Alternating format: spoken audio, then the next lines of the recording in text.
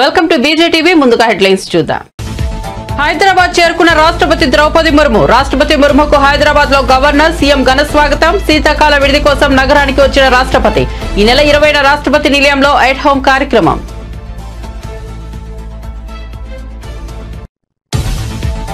లోకేష్ ను కలిసిన శాంతి భర్త మోహన్. తన భార్యను లోబర్చుకుని విజయసాయి భూములు కొల్లగొట్టారన్న మోహన్. తన భార్యతో మగబిడ్డను కన్నారని ఆరోపణ.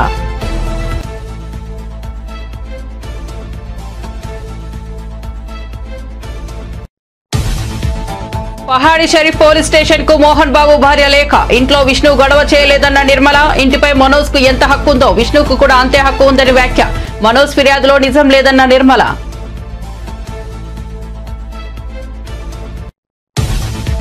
పట్టాభిపురం పిఎస్ ఎదుట మాజీ మంత్రి అంబటి రాంబాబు ధర్నా. తాను చేసిన సోషల్ మీడియా ఫిర్యాదులపై చర్యలు తీసుకోవాలని డిమాండ్. వైసీపీ శ్రేణులతో కలిసి పిఎస్ ఎదుట బైఠాయించిన మాజీ మంత్రి.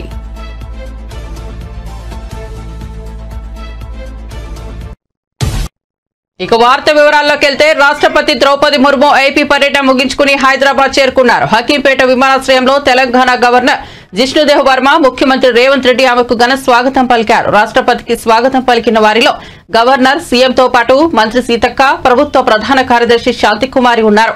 రాష్ట్రపతి హకీంపేట నుంచి బొల్లారంలోని రాష్ట్రపతి నిలయానికి చేరుకున్నారు. శీతాకాల విడుదలలో భాగంగా రాష్ట్రపతి హైదరాబాద్ వచ్చారు. రాష్ట్రపతి పలు అభివృద్ధి పనులను ప్రారంభించనున్నారు. ఈ నెల 20న రాష్ట్రపతి నిలయంలో ఎట్ హోమ్ కార్యక్రమం నిర్వహిస్తారు.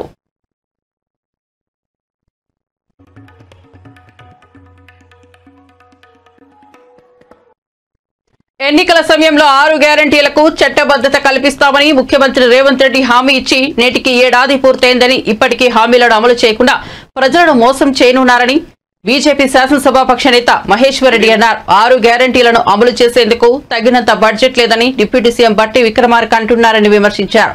అసెంబ్లీ మీడియా పాయింట్ వద్ద మాట్లాడుతూ ఆయన ఈ వ్యాఖ్యలు చేశారు.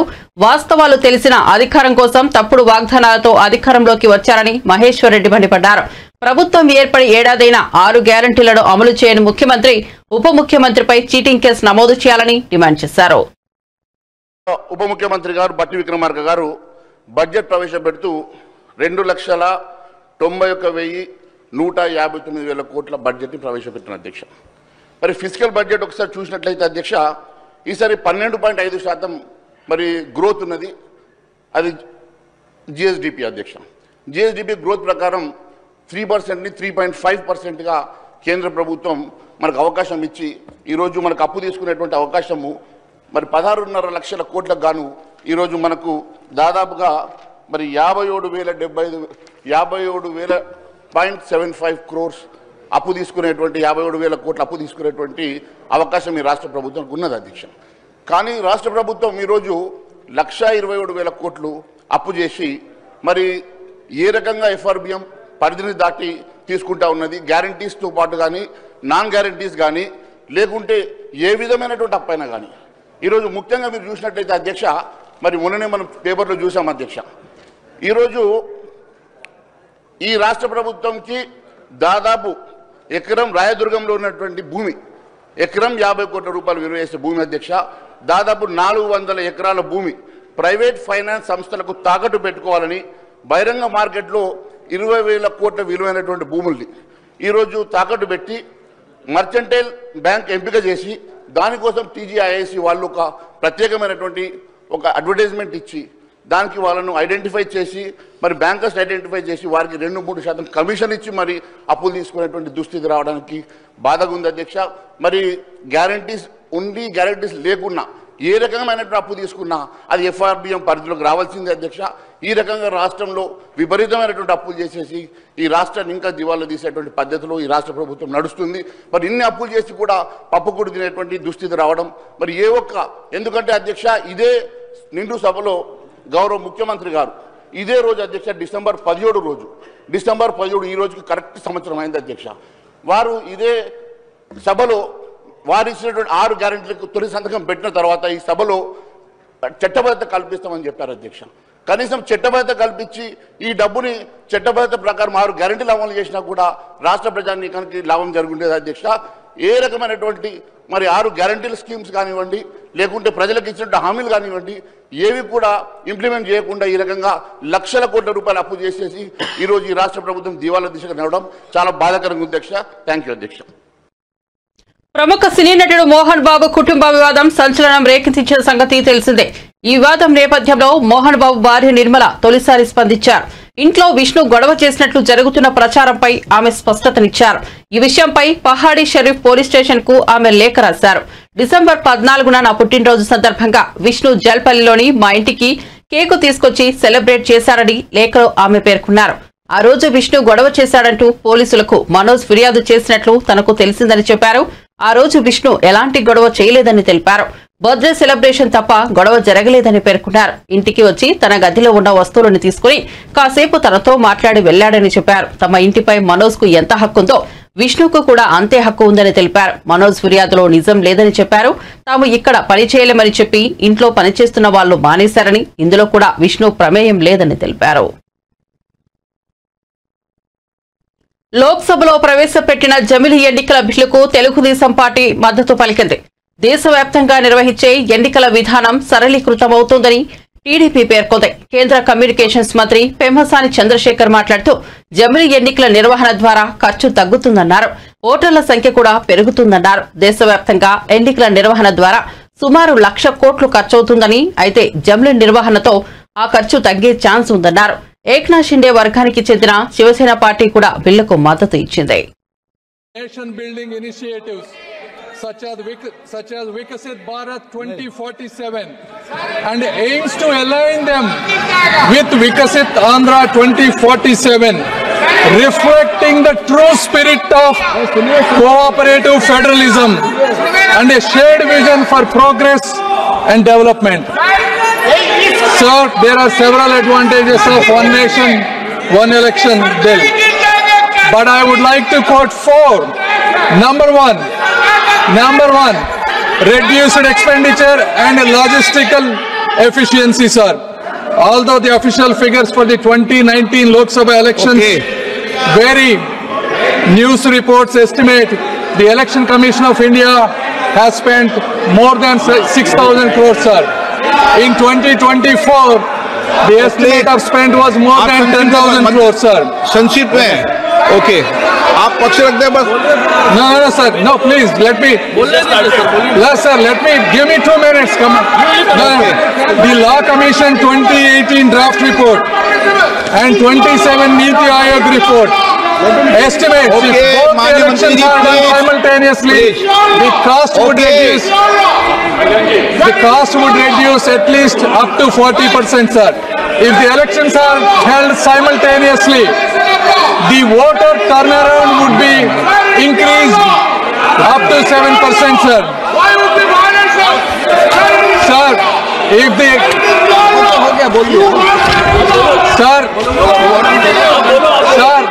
the total estimates of all the parties that spend on these elections is close to 1 lakh crores, sir. Therefore, if the elections are done simultaneously, please. If the elections are done simultaneously, it will reduce the expenditure for both Election Commission of India as well as for the regional parties, sir. And the second is continuity in governance, sir. Sir, over the last 6 months alone, there were 3 elections held for the state, sir. So how can the machinery continue to operate if the elections are done continuous fashion, sir?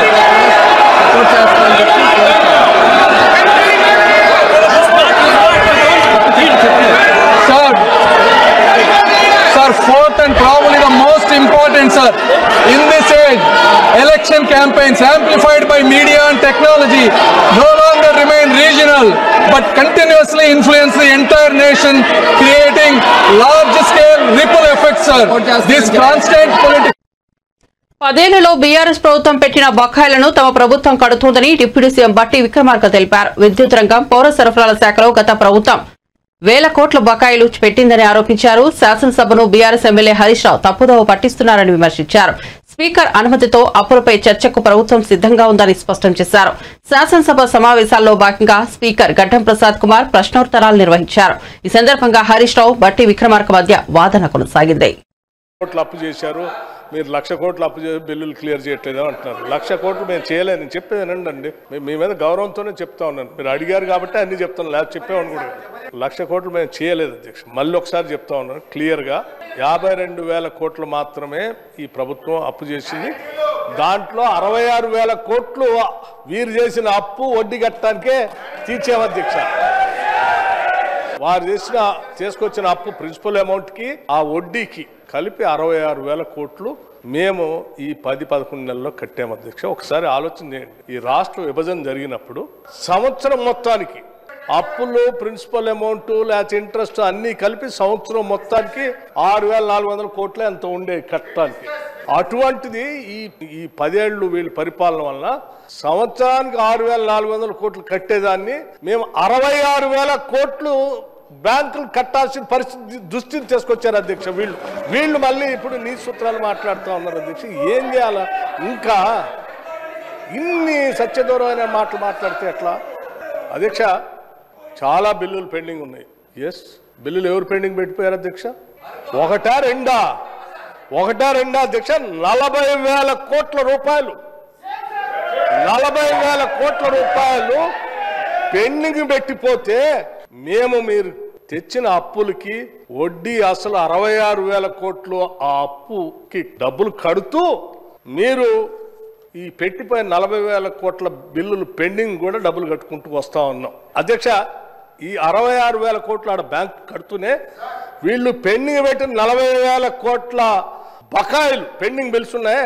వాటికి ఇప్పటికీ 14,000 కోట్ల రూపాయలు ఆ బిల్లులు కూడా తీర్చుకుంటూ వస్తున్నాం ఒకదాని తర్వాత.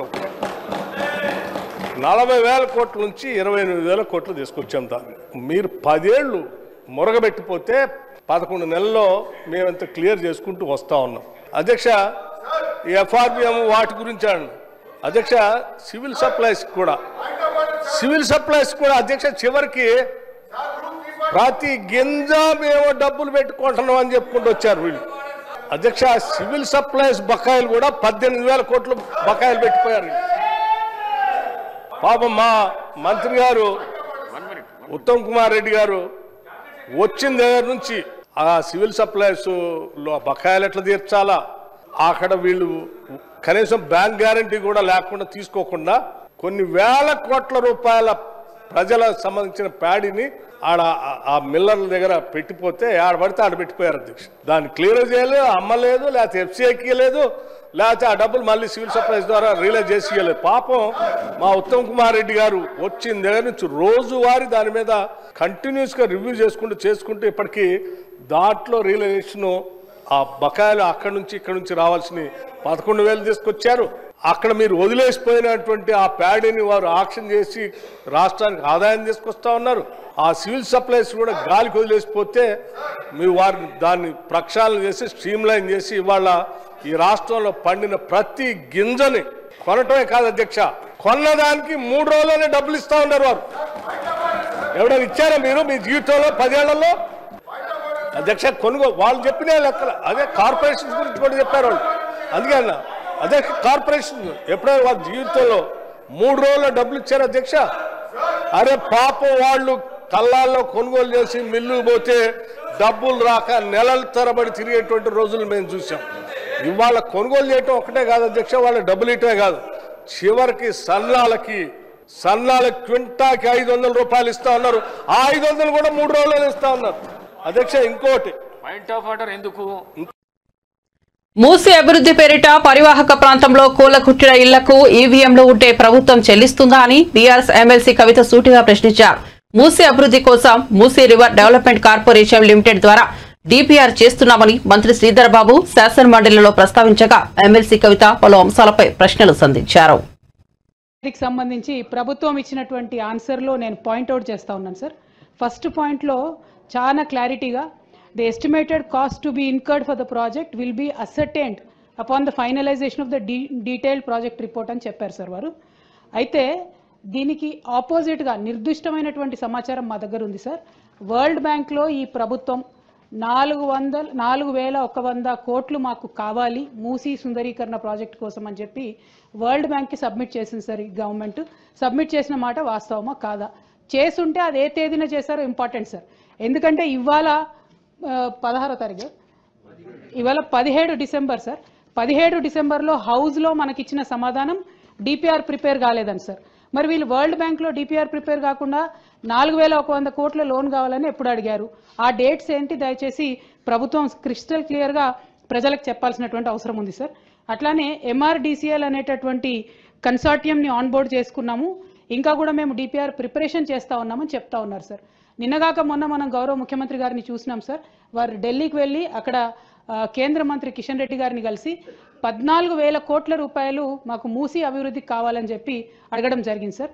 మరి అది ఏ ప్రాతిపదికన అడిగినారు?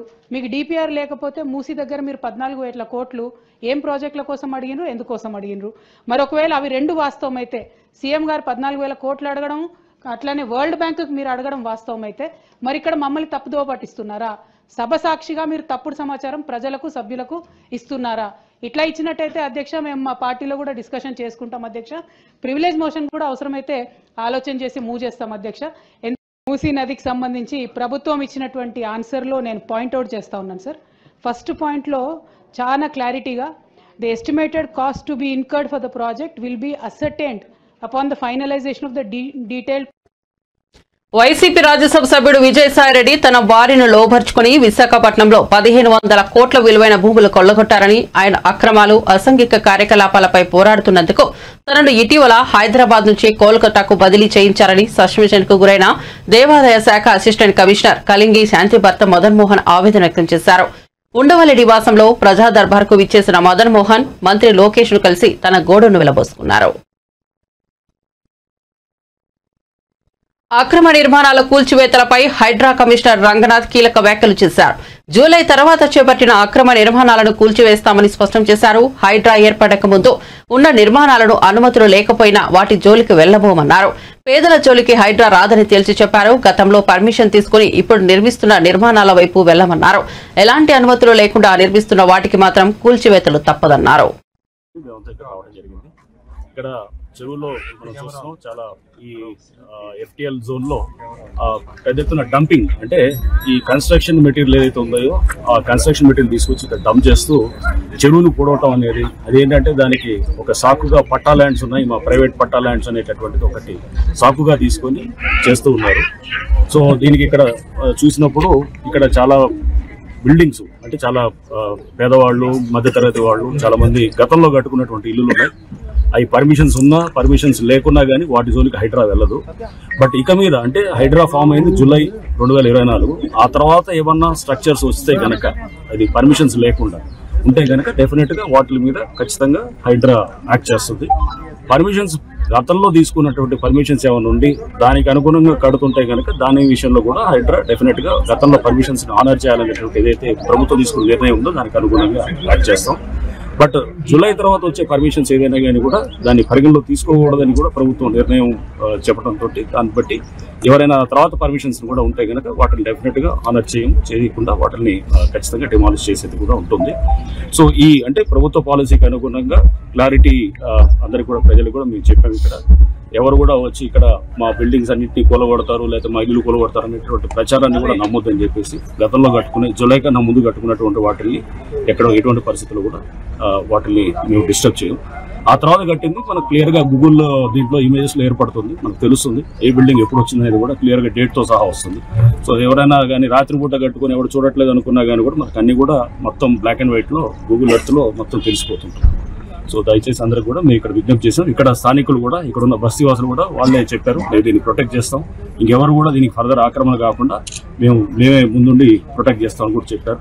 డెఫినెట్ గా వాళ్ళ మాటని గౌరవించి వాళ్ళు ఇచ్చినటువంటి అష్యూరెన్స్ బట్టి ఇక్కడ చెరువును ప్రొటెక్ట్ చేసేదానికి అండ్ దాంతోపాటు ఇక్కడ హెచ్ఎండి వారు కూడా ఈ లేక్ డెవలప్ చేస్తున్నారు. ఈ లేక్ చుట్టూ ఒక బండ్ మొత్తం తయారు చేసి మంగళగిరి ఎయిమ్స్ కు మరో 10 ఎకరాలను భూమిని ప్రభుత్వం కేటాయించింది. ఎయిమ్స్ డైరెక్టర్ మరో 10 ఎకరాలు కావాలని అడగడంతో అందుకు సీఎం చంద్రబాబు నాయుడు అంగీకరించారు. ఆంధ్రప్రదేశ్ ప్రభుత్వం తరపున వెంటనే ఆ భూమిని ఇస్తున్నట్లు ఆయన ప్రకటించారు. గత పాలనలో నీటి కోసం మంగళగిరి ఎయిమ్స్ నిర్వాహకులు ఇబ్బంది పడ్డారని, ఇప్పుడు కూటమి ప్రభుత్వంలో ఎవరికి ఎలాంటి ఇబ్బందులు ఉండవన్నారు. మంగళగిరి ఎయిమ్స్ కు పూర్తి సహకారం అందిస్తామని హామీ ఇచ్చారు. మంగళగిరి ఎయిమ్స్ దేశంలోనే నెంబర్ 1 అవటానికి ఎలాంటి సహకారమైనా కూటమి ప్రభుత్వం ఇస్తుందని నారా చంద్రబాబు నాయుడు పేర్కొన్నారు. మంగళగిరి ఎయిమ్స్ కు 2014లో చాలా సుందరమైన ప్రదేశంలో భూమి ఇచ్చామని చెప్పారు. అమరావతికి మంగళగిరి ఎయిమ్స్ ఒక సిగలా ఉంటుందన్నారు. ఈ దేశంలోనే మంగళగిరి ఎయిమ్స్ నెంబర్ 1 అవుతుందని ఆశిస్తున్నామని ముఖ్యమంత్రి నారా చంద్రబాబు నాయుడు తెలిపారు. Now told very clearly he needs 10 acres of land for further development. I cannot say no. Your director just now told very clearly he needs 10 acres of land for further development. I cannot say no. Immediately we will give that land wherever he select. As on today, 183.11 acres we have given. Not the quantum of land, but the quality of land. If you can see the quality nowhere, even I am jealous now to study here, if possible. That is how it is there. Recently we had some problems of water, all these things. In future you won't have any problem. Either water or approach roads or power supply or storm water and also anything for that matter. This is our top priority. We will do everything for building this institute, one of the most beautiful institute here. And also this 10 acres, your management is trying to develop in Kolanakonda research block, School of Public Health, IIT Customs and Indirect Taxes and Narcotics in Hindupur. These are all 12 universities Government of India has sanctioned. All these institutions are going to become institutions of excellence in course of time. I asked our director, 9 years institute, what is our rank? All India level, among all India medical sciences. He said 8. Why can't we achieve number 1? This is where I am requesting you, always aim high, you will reach it. I am confident. Anyway, I am going to come every year your convocation. As a side by, I am going to watch every year which place we are achieving. Today is the 8th place. Along with the students' merit, we have to improve the institution merit also.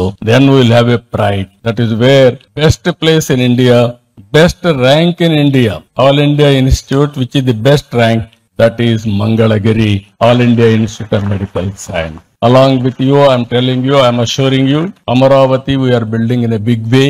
Now we are spending nearly 50,000 crores within 3 years' time to make Amaravati one of the most beautiful city with a world-class infrastructure, ultimately green energy. And I can say in course of time, if you use green energy and also pollution-free atmosphere, then less people will come to your institute. That is more healthy. That is our aim. That is where we are working. I wish all the best. Excellent occasion by seeing auditorium also, one of the most beautiful auditorium. Well designed. Very happy to be here. Even outside also, greenery, landscaping, everything is looking nice. There is still a lot of scope for improvement. That is where I am thinking. We will work together. I am here to support all your efforts. What all you want with. నగరంలో ఇటీవల విద్యార్థుల బలవన్మరణాల పట్ల సర్వత్రా ఆందోళన వ్యక్తమవుతోంది. పలు కారణాలతో suicide చేసుకుంటున్న వారి సంఖ్య పెరుగుతోంది. మంగళవారం హైత్ నగర్ లో నారాయణ స్కూల్ విద్యార్థి ఆత్మహత్యకు పాల్పడ్డాడు. 7వ తరగతి విద్యార్థి లోహిత్ ఉరేసుకుని ఆత్మహత్య చేసుకున్నాడు. హైత్ నగర్ నారాయణ స్కూల్లో హాస్టల్ ఘటన జరిగింది. విద్యార్థి మృతిపై నారాయణ యాజమాన్యం పొంతనలేని సమాధానాలు చెబుతోంది. ఫిజిక్స్ టీచర్ వేధింపుల వల్లే తమ కుమారుడు ఉరి వేసుకున్నాడని, ఫిజిక్స్ టీచర్ క్లాస్ లీడర్తో మా కుమారుడిని కొట్టించాడంటూ తల్లిదండ్రులు ఆరోపిస్తున్నారు. హాస్టల్ ఎదుట భారీగా పోలీసులు మోహరించారు. ఇక్కడ వచ్చి శవాలను చేసి ఇంటికి పంపిస్తున్నారు. నాలాంటి కొడుకులు ఎంతో మంది ఇక్కడ బలైపోయిన వాళ్ళు ఉన్నారు. ఇలాంటిది నెక్స్ట్ జరగకుండా ఉండాలని, యాజమాన్యం పైన కఠిన చర్యలు తీసుకోవాలని, మా బాబు చావుకు కారణము ఏమో చెప్పమంటే ఇప్పటివరకు చెప్పట్లేదు. ఆ చావు కారణం ఏం జరిగింది అదేదో వచ్చి యజమాన్యం వచ్చి ముందుకై మాకు విషయం చెప్తేనే బాగుంటది. మేము వచ్చి దాదాపు 1:00కి వచ్చినాము, నైట్ 1:00కి వచ్చినాము. ఇంకోటి 1:00 నుంచి ఇప్పటి వరకు కూడా వాళ్ళు ఏమాత్రం స్పందన లేదు. యజమాన్యం ఎవరు కూడా ముందుకు రావట్లేదు. లోపల తప్పు చేసిన వాళ్ళలాగా లోపల దావుకున్నారు. జరిగిన తర్వాత 8, 8:30, 9కి జరిగిందో ఎప్పుడు జరిగిందో తెలియదు. అది బాబు లోపలికి పోయి రూమ్ లోకి పోయిన తర్వాత కూడా ఎవరు కూడా చూడకుండా నిర్లక్ష్యం చేసి బాబు చావుకు 100% కారణమైందని మేము చెప్తున్నాం. నాతోటి 7:30కి మాట్లాడాడు. డిన్నర్ అయిందని అంటే అయింది అని చెప్పాడు అంతే. ప్రాబ్లం అంటే ఏం లేదు అసలు. అంతకు ముందు కొంచెం ఉండబుద్ధి కావట్లేదు నాన్న అన్నాడు. మొన్న సండే రోజు నేను వచ్చి ఆల్రెడీ వచ్చి చూసి వెళ్ళిపోయినాను. సండే రోజు వచ్చాను. అంతకు ముందు ఒకసారి కన్సల్టింగ్ చేసి ఈ బ్రాంచ్ బాగాలేదు అని చెప్పి అన్నాడు బాబు. ఈ బ్రాంచ్ బాగాలేదు, వేరే బ్రాంచ్ కంటే పిల్లి పుల్లారెడ్డికి చేంజ్ చేసుకున్నాం అని చెప్పేసి మేము అక్కడికి రెఫర్ చేయండి, లెటర్ రాయండి, ఏదో మాకు ఫీజు సడలింపు చెప్పండి, ఏదో ఒకటి చెప్పండి మాట్లాడదాం అంటే ఎవరు కూడా ప్రిన్సిపాల్ కానీ ఏవో కానీ డిఈ కానీ ఎవరు కూడా మాకు సమాధానం చెప్పక పొద్దుగాల 9 నుంచి వచ్చి సాయంత్రం 6 దాకా ఎదురు చూసి పోయిన కాలాలే ఉన్నాయి తప్ప ఇప్పటి వరకు ఏ రోజు కూడా మా అబ్బాయిని వేసినప్పటి నుంచి ఇప్పటి వరకు కూడా ఈ యజమాన్యం ప్రిన్సిపాల్ కానీ ఏవో కానీ ఎవరు కూడా సరి అయిన సమాధానం చెప్పక అంత తిక్కగా ఏమంత మనం ఏదో పైసలు ఎక్కువ వీళ్ళతో చదివిస్తున్నట్టు కనిపిస్తుంది. ఇంటిమేషన్ అసలు లేదు. సిఐ గారు చెప్తేను మాకు తెలిసింది. మా బాబు ఏం జరిగిందో తెలియదు, ఊరేసుకున్నారని అంటున్నారు. ఆ విషయం మాకు చూపించాలి కదా, చూపించకుండా ఇప్పటికి బాడీని చూపించలేదు, యజమాన్యం రావట్లేదు, మా బాబు ఏడ ఉన్నాడో మాకు తెలియట్లేదు. అందరి డిపార్ట్మెంట్ తీసుకొచ్చి ఇక్కడ పెట్టేసి పోలీస్ డిపార్ట్మెంట్లతోటి బెదిరించి భయభ్రాంతులకు గురి చేస్తూ ఈ విధంగా చేస్తున్నందుకు ఇవన్నీ ఈ అరాచకాలు బంద్ చేసి పిల్లల చదువుల కోసం కొంచెము మానవతా ధ్యేయంతో పనిచేయాలని నారాయణ స్కూల్ యజమాన్యానికి ఫిజిక్స్ ఉపాధ్యాయుడు కొంచెం ఇబ్బందిగా పెట్టిండు. మేము కూడా వచ్చి మాట్లాడినాము. ఎప్పుడు వచ్చినా కూడా బాబును కొంచెం బాగా టీచ్ చేసేది. ఇంకోటి లీడర్లను పెట్టి కార్పొరేట్ కాలేజీలో స్కూల్లో ఎందుకు లీడర్లు దేనికోసము, వీళ్ళకి మేము లక్షల ఫీజులు దేనికోసం కడుతున్నాం. లీడర్ పెట్టాలంటే మేము ఇంటికాడ పెట్టుకోలేమా, చెప్పుకోలేమా? ఇక్కడ బాగుంటది, ఉపాధ్యాయులు మంచిగా ఉంటారు, మంచిగా బోధిస్తారని చెప్పి మేము అనుకుంటే వీళ్ళు లీడర్లు పెట్టి హరాస్మెంట్ చేసి పిల్లలను. ప్రముఖ నటుడు మంచు మనోజ్ నంద్యాల జిల్లా ఆళ్లగడ్డలో అడుగుపెట్టారు. భార్య భూమా మోనికారెడ్డి కుమార్తె దేవసేనతో కలిసి సుదీర్ఘ విరామం తర్వాత అత్తగారింటికి వచ్చారు. మాజీ మంత్రి భూమా శోభా నాగిరెడ్డి జయంతిని పురస్కరించుకుని ఆమె సమాధికి నివాళులర్పించారు. ఆళ్లగడ్డ సమీపంలోని ప్రఖ్యాత అహోబిలం లక్ష్మీనరసింహస్వామి వారి ఆలయాన్ని సందర్శించారు. మంచు మనోజ్ భూమా మోనికారెడ్డి పిల్లలతో కలిసి ఆలయానికి వెళ్లారు. దిగువ అహోబిలంలో లక్ష్మీనరసింహుడికి ప్రత్యేక పూజలు చేశారు. ఈ సందర్భంగా ఆలయ అర్చకులు వారికి సంప్రదాయబద్ధంగా స్వాగతం పలికారు. ఆ సమయంలో వారి వెంట భూమా విఖ్యాత రెడ్డి ఉన్నారు. చాలా సంతోషంగా ఉంది. మాకు ఎప్పటి నుంచో అనుకుంటూ ఉన్నాం, నేను రావడం ఫస్ట్ టైం. వెళ్ళినప్పటి నుంచి వెళ్దాం అని చెప్తున్నారు, కానీ అనుకున్నా ఎన్నోసార్లు కుదరలేదు. దేవుడే పిలిపించుకుంటారంటారు చూడండి, అది నిజం, మాటలు నిజం. ఈరోజు ఆలగడ్డకి నిన్న మా అత్తగారు జయంతికి పాపని మొట్టమొదటిసారి తీసుకొచ్చాం. అండ్ అది కూడా అత్తగారి జయంతికి తీసుకొద్దామని ఇప్పుడు ఎంతో కాలంగా వెయిట్ చూస్తున్నాం. షూటింగ్ జరుగుతూనింది, ఆవిడ పనుల మీద ఉన్నారు పిల్లలు. సో ఫైనల్గా నేను బ్రేక్ తీసుకొని నా ప్రొడక్షన్ కూడా నాకు ఆఫ్ ఇవ్వడం థ్యాంక్ యూ. అండ్ ఈరోజు ఇక్కడ రావడం చాలా మనశ్శాంతిగా ఉంది. ఎంతో మనసు భారంతో వచ్చాను, ఇక్కడికి వచ్చాము. అండ్ ఊరికి రాగానే మా బంధువుల్ని, మా ఇంట్లో వాళ్ళని ఇక్కడ అందరిని చూడగానే చాలా ఆనందంగా ఉంది. వాళ్ళ ప్రేమ ఆప్యాయత.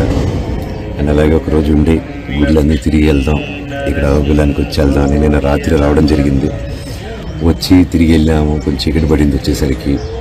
లేదు తెల్లారుజాను మళ్ళీ వద్దామని ఈరోజు మేము పొద్దున్నే బయలుదేరాల్సింది ఉండి మళ్ళీ గుడి దగ్గరికి వచ్చి ఇక్కడ టైం స్పెండ్ చేసి కొంచెం దేవుడి దర్శనం, ఇక్కడ కొంచెం టైం స్పెండ్ చేస్తేనే మనసు చాలా ఆనందంగా ఉంది.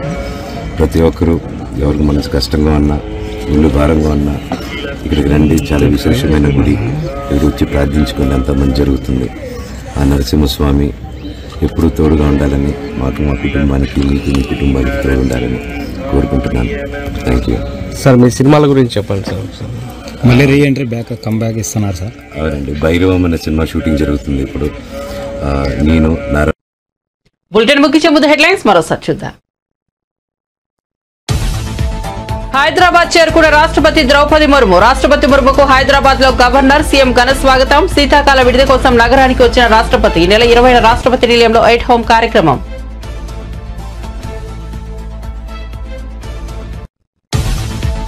లోకేష్ ను కలిసిన శాంతి భర్త మోహన్. తన భార్యను లోబర్చుకుని విజయసాయి భూములు కొల్లగొట్టారన్న మోహన్. తన భార్యతో మగబిడ్డను కన్నారని ఆరోపణ.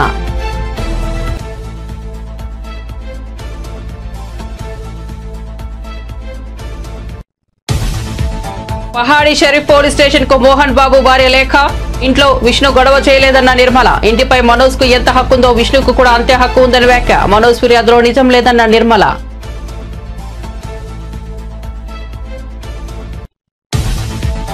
పట్టాభిపురం పిఎస్ ఎదుట మాజీ మంత్రి అంబటి రాంబాబు ధర్నా. తాను చేసిన సోషల్ మీడియా ఫిర్యాదులపై చర్యలు తీసుకోవాలని డిమాండ్. వైసీపీ శ్రేణులతో కలిసి పిఎస్ ఎదుట బైఠాయించిన మాజీ మంత్రి.